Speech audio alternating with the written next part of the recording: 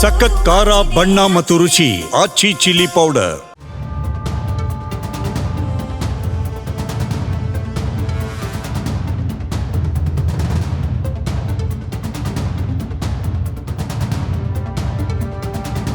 ದಕ್ಷಿಣ ಅಯೋಧ್ಯೆ ಎಂದೇ ಬಿಂಬಿಸಲ್ಪಟ್ಟಿರುವ ತಮಿಳುನಾಡಿನ ತಿರುಪಾರಂಕುಂದ್ರ ಎಂಬ ಪುಣ್ಯಕ್ಷೇತ್ರಕ್ಕೆ ಸಂಬಂಧಪಟ್ಟಂತೆ ಮದ್ರಾಸ್ ಹೈಕೋರ್ಟ್ನ ಮದುರೈ ಪೀಠದ ನ್ಯಾಯಮೂರ್ತಿ GR ಸ್ವಾಮಿನಾಥನ್ ಕೊಟ್ಟಿರುವ ತೀರ್ಪೊಂದು ಈಗ ಎಡಪಕ್ಷಗಳು ಹಾಗೂ ಕಾಂಗ್ರೆಸ್ಸಿನ ಕೆಂಗಣ್ಣಿಗೆ ಗುರಿಯಾಗಿದೆ. ಹಾಗಾದ್ರೆ ಆ ತೀರ್ಪು ಏನು, ಅಸಲಿಗೆ ಆ ವಿವಾದವಾದರೂ ಏನು, ಇವೆಲ್ಲದರ ವಿವರಣೆ ಇಲ್ಲಿದೆ.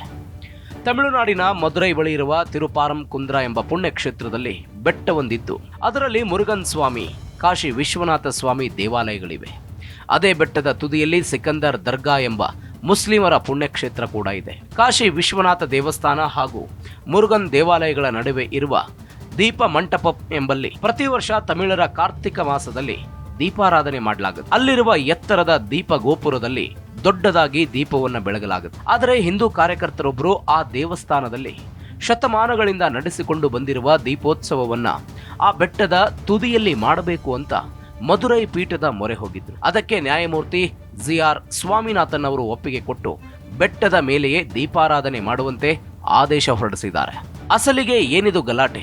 ತಿರುಪಾರಂಕುಂದ್ರದ ಬೆಟ್ಟದ ತಪ್ಪಲಿನಲ್ಲೇ ತಿರುಪಾರಂಕುಂದ್ರ ಊರಿದೆ. ಆ ಊರಿನಲ್ಲಿ ಹಿಂದೂ ಮುಸ್ಲಿಮರು ಭಾವೈಕ್ಯತೆಯಿಂದ ಜೀವನ ಮಾಡ್ತಿದ್ದಾರೆ. ಶತಮಾನಗಳಿಂದಲೂ ಆ ಬೆಟ್ಟದಲ್ಲಿ ನಡೆಯುವ 2 ಧರ್ಮಗಳ ಹಬ್ಬ ಆಚರಣೆಗಳಲ್ಲಿ ಅಲ್ಲಿನ ಜನರು ಭಾವೈಕ್ಯತೆಯಿಂದ ಭಾಗಿಯಾಗ್ತಾರೆ. ಇದೇ ಫೆಬ್ರವರಿಯಲ್ಲಿ ಈ ಊರಿನ ಮುಸ್ಲಿಂ ಮುಖಂಡರು ಈ ಇಡೀ ಬೆಟ್ಟವನ್ನ ಸಿಕಂದರ್ ಬೆಟ್ಟ ಅಂತ ಬದಲಾಯಿಸುವಂತೆ ಮದುರೈ ಜಿಲ್ಲಾಧಿಕಾರಿಗಳಿಗೆ ಮನವಿ ಸಲ್ಲಿಸಿದ್ದು ವಿವಾದಕ್ಕೆ ಕಾರಣ ಆಗಿತ್ತು.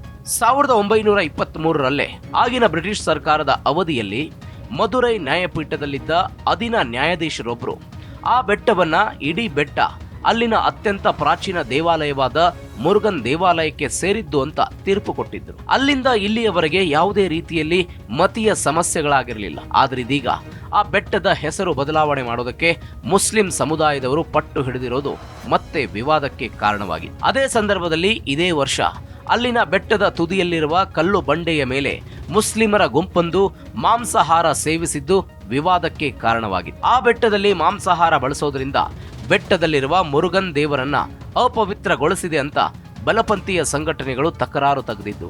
ಅದರ ಪರಿಣಾಮ 2025ರ ಅಕ್ಟೋಬರ್ನಲ್ಲಿ ಮದುರೈ ಹೈಕೋರ್ಟ್ ಆದೇಶವನ್ನು ನೀಡಿ ಬೆಟ್ಟದ ಮೇಲಿನ ದರ್ಗಾ ಮುಂದೆ ಪ್ರತಿ ವರ್ಷ ನಡೆಯುತ್ತಿದ್ದ ಪ್ರಾಣಿ ಬಲಿಯನ್ನ ನಿಷೇಧಿಸಿ ಆದೇಶ ಹೊರಡಿಸಿತ್ತು. ಕಾರ್ತಿಕ ದೀಪಂ ವಿವಾದ ತೀರಾ ಇತ್ತೀಚೆಗೆ ಅಲ್ಲೊಂದು ಹೊಸ ಬೆಳವಣಿಗೆ ನಡೆದಿದ್ದು ಅದು ಇದೀಗ ದೊಡ್ಡ ವಿವಾದವಾಗಿ ಮಾರ್ಪಟ್ಟಿದೆ.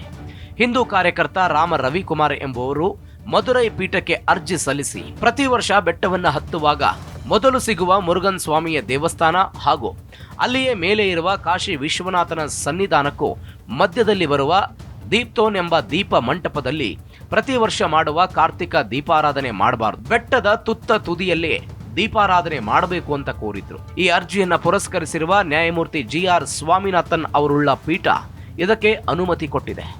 ಆದರೆ ಆಡಳಿತಾರೂಢ DMK ಪಕ್ಷ ಇದಕ್ಕೆ ಅವಕಾಶ ಮಾಡಿಕೊಟ್ಟಿಲ್ಲ.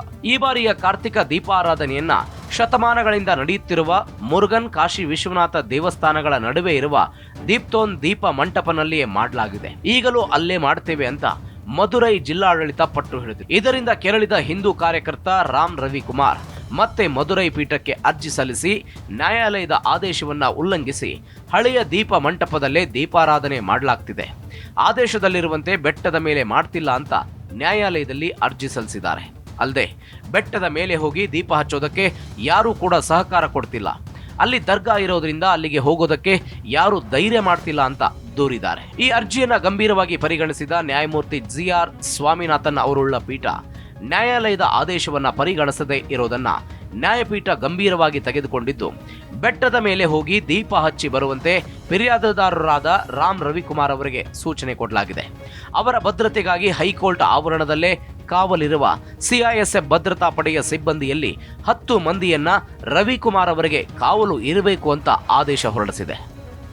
ಇದು ಗೊತ್ತಾಗ್ತಾನೆ ಇದ್ದಂತೆ ಆಡಳಿತಾರೂಢ DMK ಚೆನ್ನೈನಲ್ಲಿರುವ ಮದ್ರಾಸ್ ಹೈಕೋರ್ಟ್ ಮುಖ್ಯ ಪೀಠಕ್ಕೆ ಅರ್ಜಿ ಸಲ್ಲಿಸಿ ಈ ಬೆಳವಣಿಗೆಗೆ ತಡೆ ಕೊಡಬೇಕು ಅಂತ ಕೋರಿದ್ದು ಅದನ್ನು ಪರಿಗಣಿಸಿದ ಮದ್ರಾಸ್ ಹೈಕೋರ್ಟ್ ಚೆನ್ನೈನ ಮುಖ್ಯ ಪೀಠ ಬೆಟ್ಟವನ್ನ ಯಾರೂ ಕೂಡ ಪ್ರವೇಶ ಮಾಡಬಾರದು ಅಂತ ನಿಷೇಧಾಜ್ಞೆಯನ್ನು ಜಾರಿಗೊಳಿಸಿದೆ. ಈ ಪ್ರಕರಣದಲ್ಲಿ ತನ್ನ ಮುಂದಿನ ಆದೇಶ ಬರುವ ತನಕ 144 ಸೆಕ್ಷನ್ ಅನ್ನ ಜಾರಿಯಲ್ಲಿರುವಂತೆ ಸೂಚನೆ ಮಾಡಿದೆ. ಆದರೂ ಸಿಐಎಸ್ಎಫ್ ಯೋಧರೊಂದಿಗೆ ಬೆಟ್ಟಕ್ಕೆ ಬಂದಿದ್ದ ಹಿಂದೂ ಕಾರ್ಯಕರ್ತ ರವಿಕುಮಾರ್ ಅವರನ್ನ ಮದುರೈ ಜಿಲ್ಲಾಧಿಕಾರಿಯೇ ಬೆಟ್ಟ ಹತ್ತದಂತೆ ತಡೆದಿದ್ದಾರೆ. ಇಂಡಿಯಾ ಒಕ್ಕೂಟದ ಆರೋಪವೇನು? ಇದಿಷ್ಟು ಈವರೆಗೆ ನಡೆದಿರುವ ಘಟನೆಗಳು. ಆದರೆ ಒಬ್ಬ ಹಿಂದೂ ಕಾರ್ಯಕರ್ತನ ಅರ್ಜಿಗೆ ಪುರಸ್ಕಾರ ಕೊಟ್ಟು ಮತೀಯ ಸೂಕ್ಷ್ಮತೆಯನ್ನು ಅರ್ಥೈಸದೆ ಬೆಟ್ಟದ ತುತ್ತ ತುದಿಯಲ್ಲಿ ಕಾರ್ತಿಕ ಮಾಸ ದೀಪ ಹಚ್ಚುವಂತೆ ಅನುಮತಿ ನೀಡಿರುವ ನ್ಯಾಯಮೂರ್ತಿ ZR ಸ್ವಾಮಿನಾಥನ್ ಅವರ ವಿರುದ್ಧ ಕಾಂಗ್ರೆಸ್ ನೇತೃತ್ವದ ಇಂಡಿಯಾ ಒಕ್ಕೂಟ ಸಿಡಿದೆದ್ದಿದೆ. ನ್ಯಾಯಮೂರ್ತಿಗಳ ಪದಚ್ಯುತಿಗಾಗಿ ಆಗ್ರಹಿಸಿ ಕಾಂಗ್ರೆಸ್ ನೇತೃತ್ವದ ಇಂಡಿಯಾ ಬ್ಲಾಕ್ ಒಕ್ಕೂಟದ ಸುಮಾರು 100ಕ್ಕೂ ಹೆಚ್ಚು ಲೋಕಸಭಾ ಸದಸ್ಯರು ಸಹಿ ಸಂಗ್ರಹಣೆ ಮಾಡಿ ಆ ಮನವಿಯನ್ನ ಲೋಕಸಭಾಧ್ಯಕ್ಷ ಓಂ ಬಿರ್ಲಾ ಅವರಿಗೆ ಕೊಟ್ಟಿದ್ದಾರೆ.